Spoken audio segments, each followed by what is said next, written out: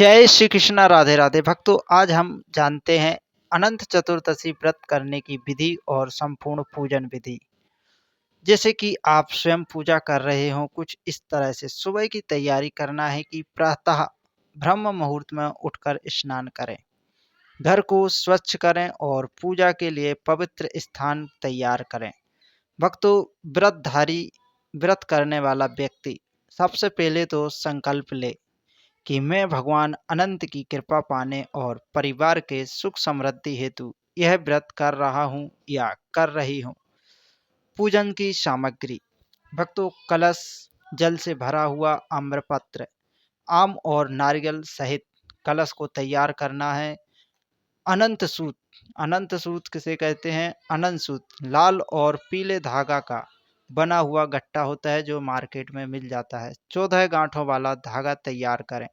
फिर पंचा अमृत, दूध, दही, घी, शहद और शक्कर, पंचफल, फूल, तुलसी पत्र, चंदन, रोली, अक्षत, दीपक और धूप बत्ती, गुड़, आटे के पुए, हलवा या चने की दाल से बनी हुई मिठाइयाँ।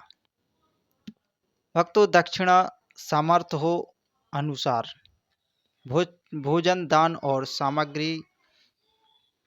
पूजन की विधि। कलश स्थापना। सर्वप्रथम कलश की स्थापना करें और भगवान विष्णु का ध्यान कर पूजन स्थल पर कलश स्थापित करें। कलश के ऊपर नारियल रखें और उसे पत्र से सजाएं।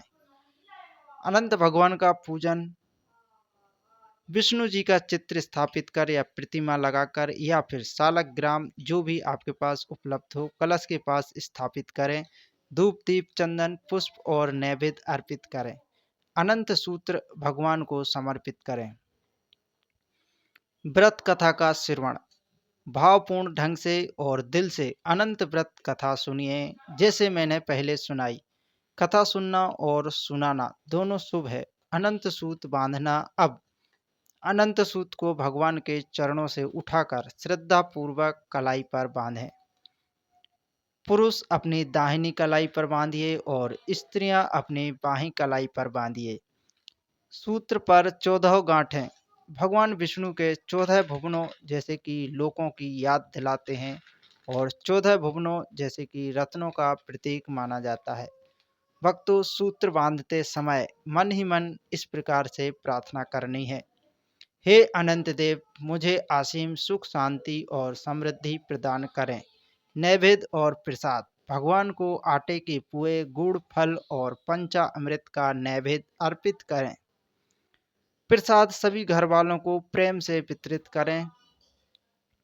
संध्या काल आने पर पुनः दीपक जलाकर भगवान का स्मरण करें। पूरे दिन व्रत रखना है और फल आहार या सात्विक भोजन करना है। रात को भगवान को स्मरण कर सैया पर सो जाना है या जमीन पर सोएं अति उत्तम माना जाता है। विशेष नियम। यह व्रत 14 वर्षों तक निरंतर करने का विधान है।